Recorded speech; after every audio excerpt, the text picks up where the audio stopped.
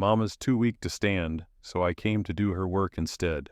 A barefoot little girl walked into a rancher's study, clutching her mama's apron, eyes filled with determination beyond her years. What she said next left the hardened cattleman speechless. By sunset, he'd uncovered a story of abandonment, survival, and a mother's unbreakable love. But when the ghost from her past rode back into town demanding his rights, the rancher faced an impossible choice: protect his reputation or risk everything for a woman and child who weren't even his. What happened next shocked the entire town of Red Creek and changed 3 lives forever. Cole Blackwood had seen just about everything in his 42 years on the frontier: stampedes, droughts, rustlers, and more than his share of trouble. But nothing, absolutely nothing, had prepared him for what walked through his ranch house door on that sweltering August morning. He was hunched over his ledger, tallying the losses from last month's cattle drive, when he heard the creak of the front door. His hand instinctively moved toward the revolver on his desk. "Excuse me, sir." The voice was small, high-pitched, and utterly out of place. Cole looked up sharply. Standing in the doorway of his study was a little girl, no more than 6 or 7 years old. Her auburn hair hung in tangled braids, her calico dress was dusty and torn at the hem, and her feet, Lord help him, were bare and covered in dirt. But it was what she held in her tiny hands that stopped him cold. A faded blue apron, worn, patched in several places, with flower stains still visible on the front. "Who the hell?" he caught himself, softening his tone. "Who are you, child? Where are your folks?" The girl stepped forward, clutching the apron tighter to her chest, her chin lifted with a courage that didn't match her size. "My name is Sarah Mae Hayes, but everyone calls me Sally, and I came to work for my mama today." Cole blinked. "Work for your what?" "Mama's too sick to stand," Sally continued, her voice trembling but steady. "She couldn't come cook breakfast for you and the ranch hands this morning, so I came instead." Cole slowly rose from his chair, his tall frame casting a shadow across the room. He studied the child carefully. Her eyes were bright green, fierce despite the fear he could see flickering beneath. "How did you get here, Sally?" "I walked." She shifted her weight from one dirty foot to the other. "It's 5 miles from our cabin, but Mama showed me the trail once. She said if I ever needed help, I should come to Blackwood Ranch. That Mr. Blackwood was a fair man. 5 miles, barefoot, alone." Cole's jaw tightened. "Where's your mama now?" "Mrs. Brennan, our neighbor, she took Mama to Dr. Wilson in town.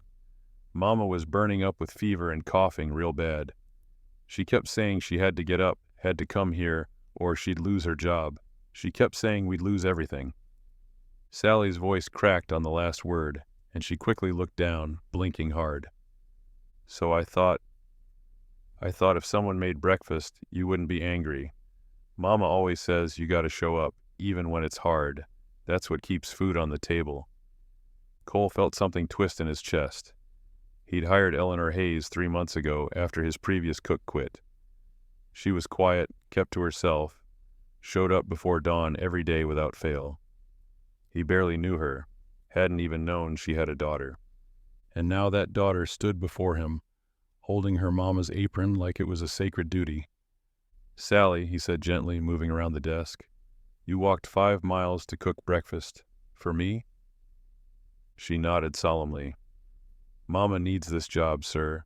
We don't got nobody else, and I know how she makes the biscuits. I watched her 100 times. I can do it." Her small hands gripped the apron so tightly, her knuckles had gone white. Cole crouched down to her level, his weathered face softening in a way it hadn't in years. This wasn't just a child trying to help. This was a child trying to survive, trying to save the only parent she had. "Well then," he said quietly, his throat tight, "I reckon we'd better get you some shoes first. Can't have my cook working barefoot now, can I?" Sally's eyes went wide. You mean I can stay?" Cole nodded slowly, something shifting deep inside him that he couldn't quite name. Yeah, kid, you can stay. Cole led Sally through the ranch house toward the kitchen, her small bare feet padding softly against the wooden floors. She hugged the apron close, her eyes darting around the unfamiliar space with a mixture of wonder and determination. How long have you been awake, Sally? Cole asked, glancing back at her. Since before sunrise, she answered. I had to leave early so I'd get here in time for breakfast. Cole stopped walking. You left in the dark?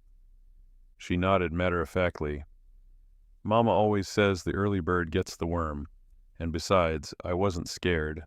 Well, maybe a little. But I kept thinking about Mama, how she needs this job real bad. Cole's chest tightened again. Tell me how you got here. The whole story.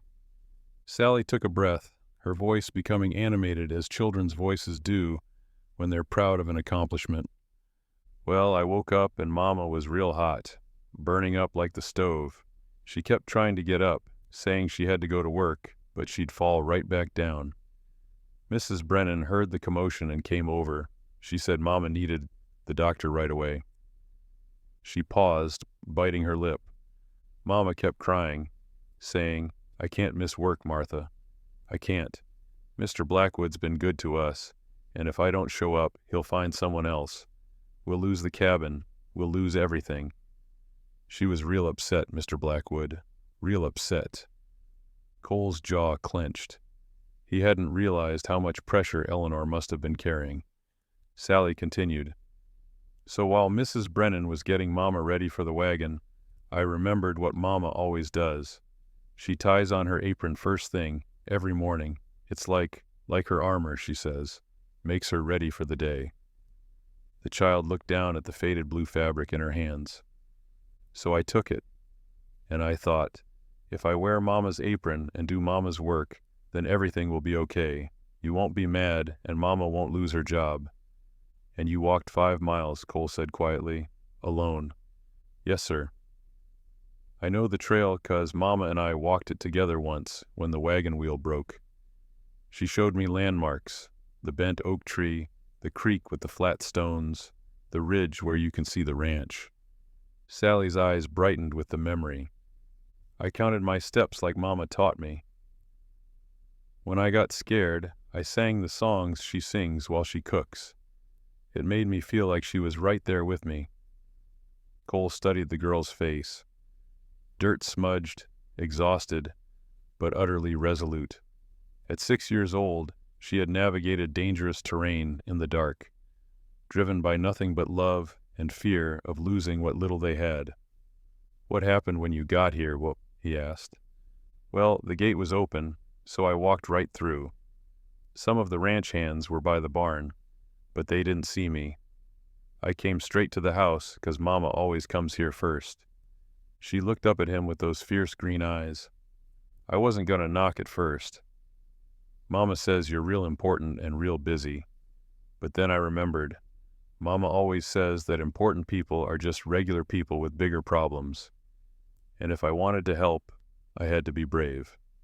So you walked right in. Yes, sir. Her voice wavered slightly. I hope that was okay. I didn't mean to be rude. I just wanted to fix things before they got broken.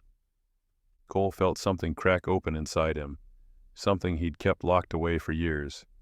This child, barefoot and trembling, had walked through darkness and danger, not for herself, but for her mother. He knelt down again, meeting her at eye level.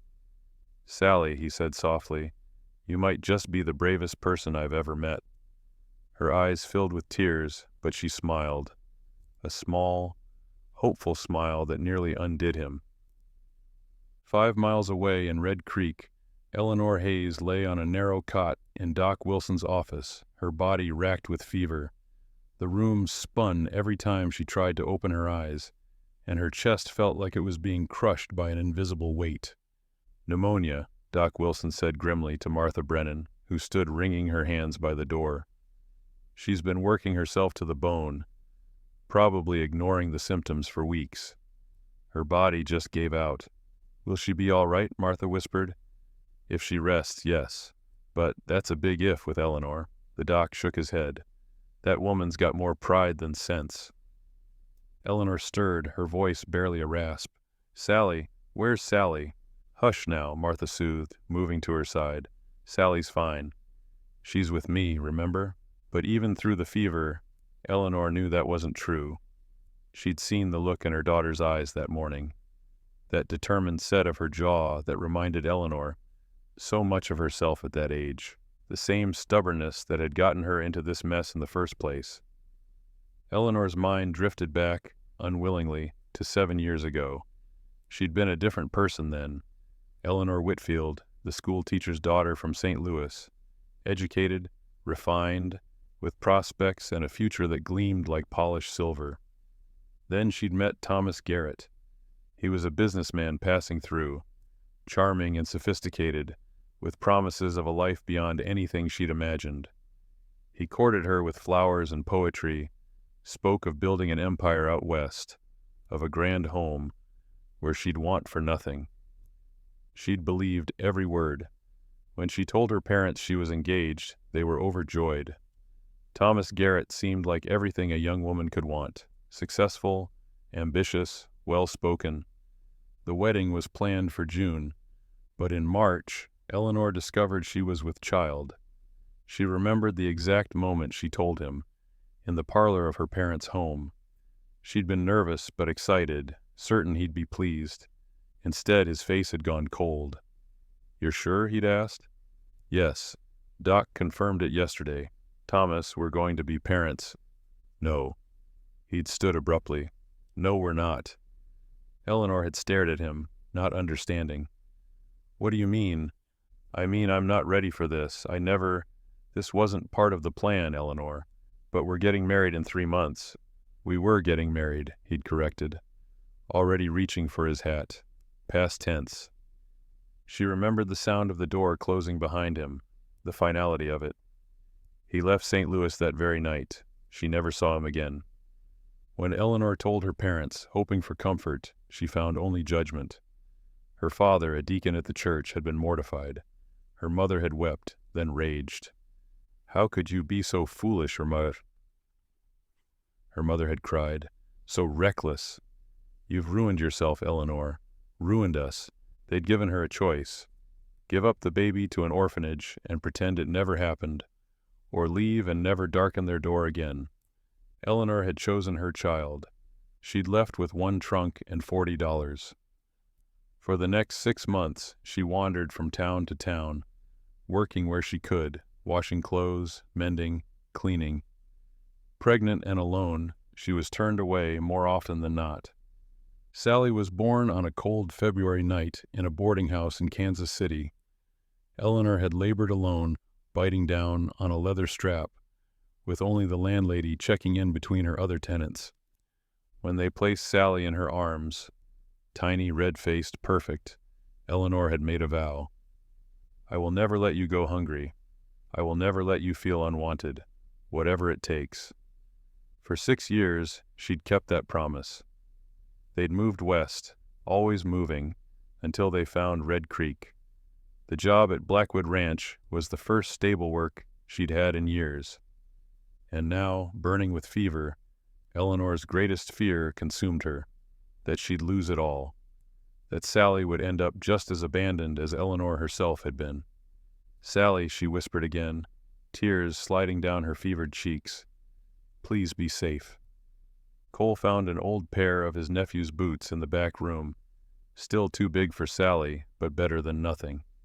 He stuffed the toes with cloth and watched as she laced them up with the careful attention of someone who'd rarely owned anything new. "Now then," he said, leading her into the kitchen, "let's see what you know." The kitchen was enormous by Sally's standards.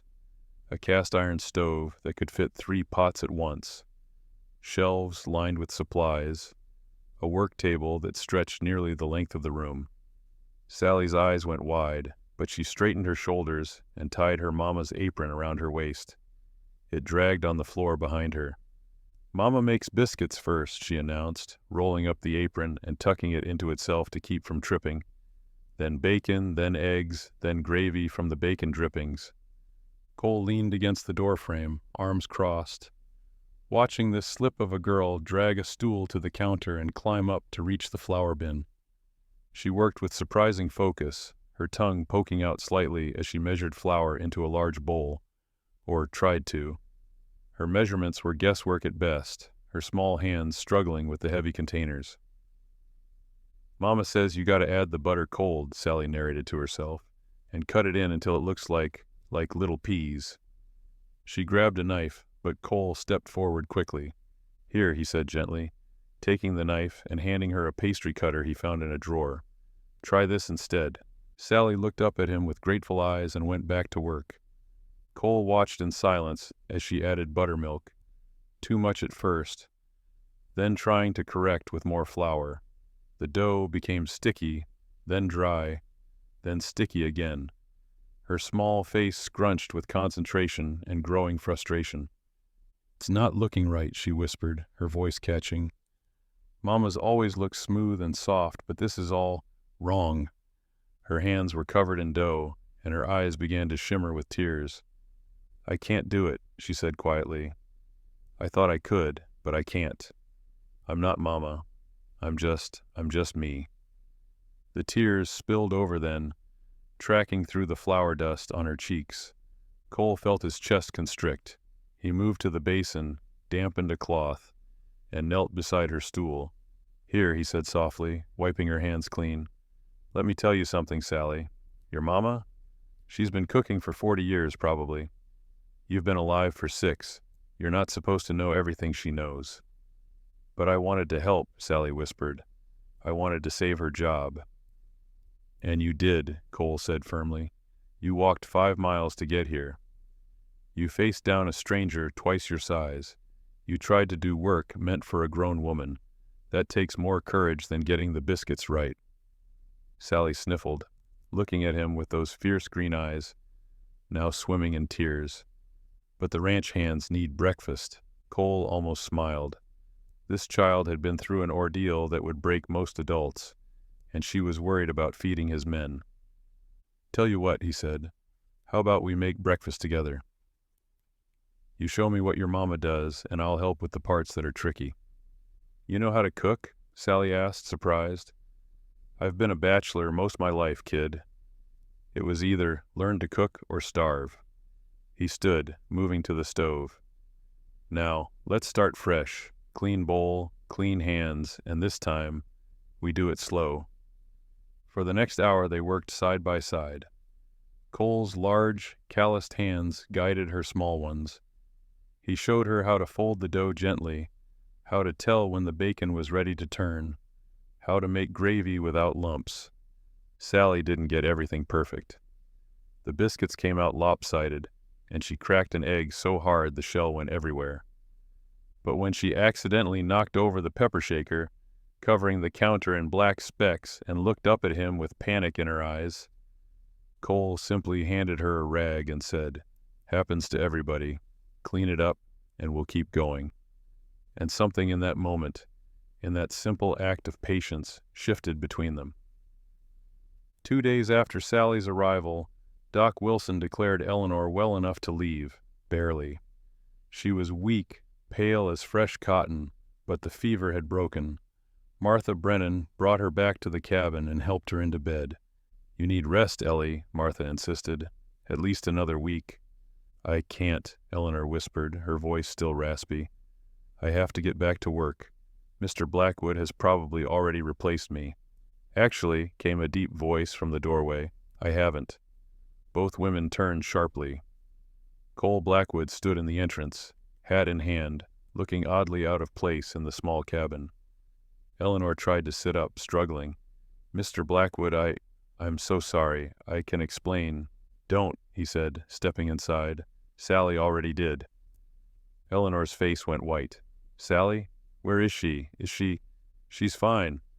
She's with my foreman's wife right now, helping with the chickens. Insisted on earning her keep." Cole's mouth twitched slightly. "She's stubborn. Wonder where she gets that." Eleanor's hands twisted in the bedsheets. "Mr. Blackwood, please. I know I missed work, but if you'll just give me another chance." "Mrs. Hayes," Cole interrupted gently, using her formal name, though he knew she wasn't married. "I'm not here to fire you. I'm here to check on you, and to talk. Martha, reading the room, quietly excused herself. Cole pulled up the cabin's only chair and sat, his tall frame seeming too large for the modest space. For a long moment he just looked at Eleanor, really looked at her, perhaps for the first time since he'd hired her 3 months ago. She was younger than he'd realized, maybe 25 at most. Her blonde hair, usually pinned back severely, now fell loose around her shoulders. Even weakened by illness, there was a grace about her, a quiet strength in the set of her jaw. "Your daughter," Cole began slowly, "walked 5 miles alone in the dark to save your job." Eleanor closed her eyes, tears streaming down her pale cheeks. "I know. Martha told me. I didn't think she'd actually do it. She must have been so frightened." "She was," Cole admitted, "but she did it anyway. And when she got to my ranch, you know what she did? She tried to make breakfast for 20 ranch hands. 6 years old, and she climbed on a stool and started measuring flour because she thought that's what would save you." Eleanor's shoulders shook with silent sobs. "Why didn't you tell me you had a child?" Cole asked quietly. "When I hired you, you never mentioned." "Because people don't hire women with children," Eleanor said bitterly, wiping her eyes. "Especially not women like me. Unmarried, disgraced. I've been turned away from a dozen jobs because the moment they find out about Sally, they assume I'm unreliable, improper." She met his gaze with defiant exhaustion. "I needed this job, Mr. Blackwood. It's the first stable work I've had in 6 years. The cabin comes with it, the wages are fair, and for the first time since Sally was born, I thought maybe we could stop running, stop barely surviving." Cole was quiet for a moment. "Where's her father?" Eleanor's laugh was hollow. "Gone. The moment he found out I was pregnant, he disappeared like smoke. My family disowned me, said I'd shamed them, gave me a choice. The baby or them." Her voice hardened. "I chose Sally. I'd choose her 1,000 times over." Something shifted in Cole's chest, a recognition, perhaps, of a kind of love he'd never witnessed up close. His own parents had been cold, distant. His marriage years ago had been a business arrangement that ended in quiet resentment. But this woman had sacrificed everything, respectability, family, security, for her child. "You're a good mother," he said quietly. Eleanor looked startled, as if she'd never heard those words before. "Sally told me you call your apron your armor," Cole continued, a slight smile touching his weathered face. "She wore it like a badge of honor."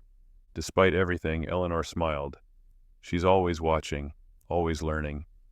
She learned from the best." Their eyes met, and something passed between them. Understanding, respect. Something deeper that neither was ready to name. Over the following weeks, Eleanor returned to work, though Cole insisted she take shorter hours until her strength fully returned. Sally often came with her, playing quietly in the corner of the kitchen or helping with small tasks. Cole found himself inventing reasons to pass through the kitchen, checking on supplies, discussing the week's menu, bringing Sally a book he'd found in the ranch house attic. The ranch hands noticed. Of course they noticed. "Boss seems mighty interested in the cook these days," one muttered over cards in the bunkhouse. "Can't say I blame him," another replied. "She's a fine-looking woman, even if she does have complications." Frank Sutton, Cole's foreman, was less charitable. He'd been with Cole for 15 years and considered himself a protector of the ranch's interests. "It ain't proper, Cole," Frank said one evening, cornering his boss in the study. "You're spending too much time with her. People are talking." "Let them talk," Cole replied evenly. "It's not just the hands. It's the town. Red Creek's a small place, and folks got long memories and sharp tongues. A rancher and his hired help, especially one with a bastard child." Cole stood so abruptly his chair scraped loudly against the floor. "Don't ever let me hear you call that little girl that word again." Frank held up his hands. "I'm just saying what others are saying. You got a reputation to maintain." business partners to keep happy. This kind of association, it could hurt the ranch. Cole's jaw clenched, but he said nothing. Because Frank wasn't entirely wrong.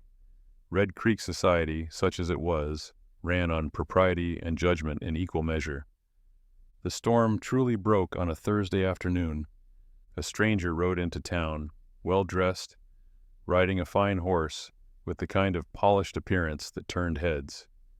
He stopped at the general store, asking questions. "I'm looking for a woman," he told the shopkeeper. "Eleanor Whitfield, blonde, late 20s, probably has a child with her, a girl." The shopkeeper's eyes narrowed. "We got an Eleanor Hayes works out at Blackwood Ranch. Don't know about any Whitfield." The stranger smiled slowly. Hayes, of course. She would have changed her name. By sunset, Thomas Garrett was standing on the porch of Eleanor's cabin. Eleanor opened the door and froze, the color draining from her face. "Hello, Eleanor," Thomas said smoothly. "It's been a long time." She tried to close the door, but he wedged his boot in the frame. "Now, is that any way to greet the father of your child?"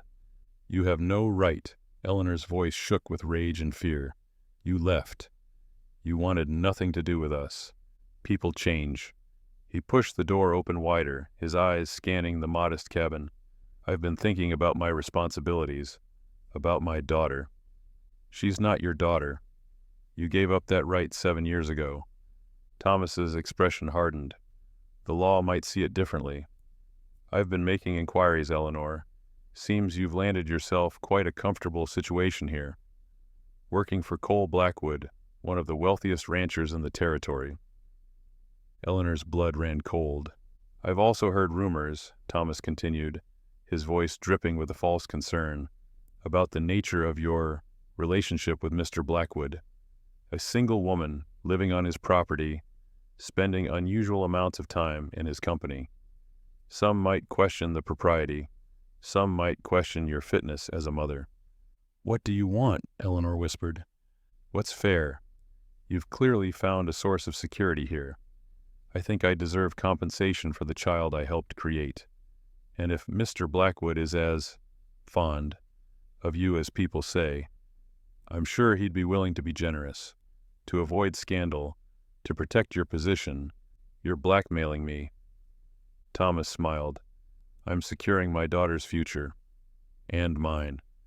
Unless you'd prefer I pursue legal custody. A father has rights after all, especially when the mother's moral character might be questionable." Eleanor gripped the doorframe, her whole body trembling. "You have 3 days to think it over," Thomas said, tipping his hat. "I'll be at the hotel. Don't make this ugly, Eleanor, for Sally's sake." He turned and walked away, leaving Eleanor standing in the doorway, her world crumbling once again. Eleanor didn't tell Cole about Thomas's visit. She couldn't. The shame, the fear, the weight of her past coming back to destroy everything she'd built. It was too much. But Sally noticed. Children always do. "Mama's scared," Sally told Cole the next morning in the kitchen. "She keeps looking out the window like something bad's coming." Cole's instincts prickled. "Did something happen, Sally?" The little girl bit her lip, torn between loyalty and worry. A man came.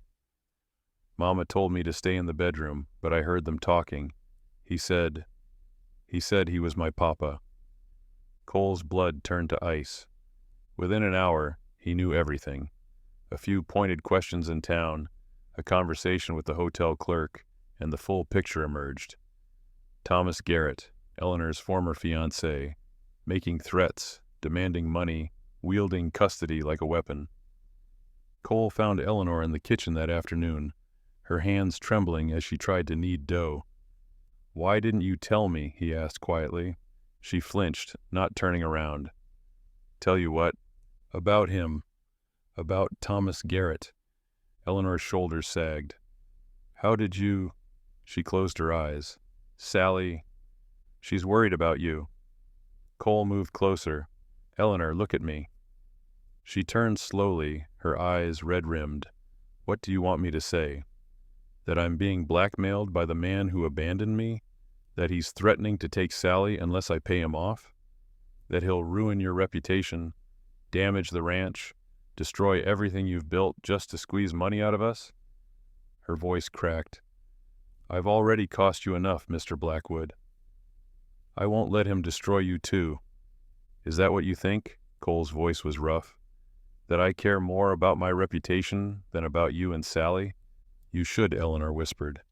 "You barely know us. We're not your responsibility." "The hell you're not." The words came out fiercer than he intended. Eleanor stared at him. Cole took a breath, steadying himself. "Tomorrow there's a town meeting. Cattle Association business. Every rancher, business owner, and prominent citizen in Red Creek will be there, including, I suspect, Thomas Garrett. He'll want an audience for his accusations." "Cole, please." "I'm going to stand up in front of all of them," he continued, "and I'm going to tell them exactly who Thomas Garrett is. A coward who abandoned a pregnant woman, a blackmailer trying to extort money by threatening an innocent child. And then I'm going to tell them something else." Eleanor's breath caught. "What?" Cole stepped closer, his weathered hands gentle as they framed her face. "That I am in love with you. That I intend to marry you, if you'll have me. And that Sally will have my name, my protection, and my ranch as her inheritance. Thomas Garrett will have no claim, legal or otherwise, to either of you." Tears streamed down Eleanor's face. "You can't. The scandal. Let them talk. I've spent my whole life building something that means nothing without someone to share it with. You and Sally, you're what's been missing. You're what makes it all matter." Cole Dash. "I love you, Eleanor. And I love that little girl who walked 5 miles in the dark because she thought it would save you. I want to spend the rest of my life making sure neither of you ever has to be that afraid again." Eleanor collapsed against his chest, sobbing. Cole held her tightly, his own eyes burning. The next day, Cole Blackwood stood before the entire town. Thomas Garrett sat in the back, smirking, ready to deliver his blow. But Cole spoke first. Every word measured, every accusation against Thomas documented. He exposed the blackmail, the abandonment, the cowardice. And when Thomas tried to interject, tried to paint Eleanor as improper, Cole's voice cut through like thunder. "This woman has more integrity in her little finger than most of us have in our entire bodies. And if anyone here has a problem with my intention to marry her and adopt her daughter as my own, they can take it up with me, personally." The room fell silent. Thomas Garrett's face went purple with rage, but he was powerless. No one stood with him, not one person. By sunset he was gone, run out of town by his own shame. 3 months later, the first snow of winter dusted the peaks surrounding Blackwood Ranch. Inside the main house, a fire crackled in the hearth, casting warm shadows across walls that had once felt empty but now rang with life. Eleanor stood at the kitchen window, no longer wearing a cook's apron, but a simple blue dress Cole had bought her in town. Her hair, once severely pinned back, now fell in soft waves around her shoulders. She was watching Sally play in the yard with Cole, the little girl shrieking with delight as he chased her through the light snowfall. "Again, Papa, again." Sally's voice carried through the glass. "Papa." The words still made Eleanor's heart catch every time. The wedding had been small, quiet, held in the ranch's chapel with only Martha Brennan, Doc Wilson, and a handful of ranch hands as witnesses. Frank Sutton had even cracked a smile when Cole slipped the gold band onto Eleanor's finger. But it wasn't the wedding that changed everything. It was what came after. Cole had done more than marry Eleanor. He'd given her back the future she'd lost.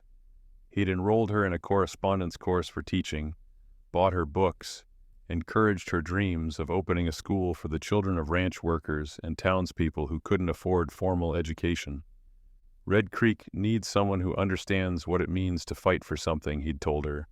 Someone who knows that education isn't just for the privileged. And so, in the corner of the ranch house, Eleanor had begun planning. A one-room schoolhouse, modest but sturdy, where children like Sally, children from hard circumstances, could learn to read, write, and dream beyond their current horizons. The town council had approved it unanimously. Turns out, when Cole Blackwood backed something, people listened. But more than that, Eleanor herself had changed. The fear that had haunted her for 7 years, the fear of losing everything, of never being enough, had begun to fade. Not because Cole provided for her, but because he believed in her. She turned from the window as the door burst open. Sally tumbled in, covered in snow, her cheeks pink with cold and happiness. "Mama, Papa says if I finish my numbers, we can make snow angels after supper." Eleanor knelt down, brushing snow from her daughter's hair. "Then you'd better get to work, little one." Sally scampered off to the table where her slate and chalk waited. Cole appeared in the doorway, stamping snow from his boots, his eyes finding Eleanor's immediately. That look, the one he gave her every day, still took her breath away. Love, yes, but also respect, partnership, equality. He crossed to her, his cold hand finding her warm one. "What are you thinking about?" "How different everything is," Eleanor said softly. "A year ago I was terrified every single day. Terrified of losing my job, of not having enough, of Sally growing up with nothing. And now?" She smiled, tears pricking her eyes. "Now I'm terrified I'll wake up and this will all be a dream." Cole pulled her close, his chin resting on top of her head. "It's not a dream, Ellie. This is real. We're real." From the table, Sally called out, "Mama, what's 7 plus 8? 15, sweetheart," Eleanor answered, then caught herself. "Wait, you figure it out. Use your fingers if you need to." Cole chuckled against her hair. "Already teaching." "Always," Eleanor whispered. As the sun set over the Montana Territory, painting the snow-covered ranch in shades of gold and pink, the three of them sat together at the dinner table. Sally chattered about her arithmetic. Cole listened with exaggerated amazement, and Eleanor simply watched, memorizing this moment, this feeling, this family. A little girl walked into my ranch house one August morning, holding her mama's apron like it was the most important thing in the world. She came to save her mother's job, but what she really did was save me. I spent 42 years building an empire of cattle and land, thinking that's what made a man successful. But I was wrong. It's not what you build. It's who you build it for. Eleanor taught me about courage, the kind that keeps going even when the whole world says you're not enough. Sally taught me about love, the kind that walks 5 miles in the dark without thinking twice. And together they taught me what I'd been missing all along, that home isn't a place. It's the people who make you want to come back to it. Eleanor's school opened the following spring. It served the children of Red Creek for over 30 years. Sally grew up to become a teacher herself, following in her mother's footsteps. And Cole Blackwood never spent another day wondering what his legacy would be. He already knew. Don't forget to like, subscribe, and hit the notification bell so you never miss a story that might just change the way you see the world. Because sometimes all it takes is one story to stir the soul. Thank you for watching.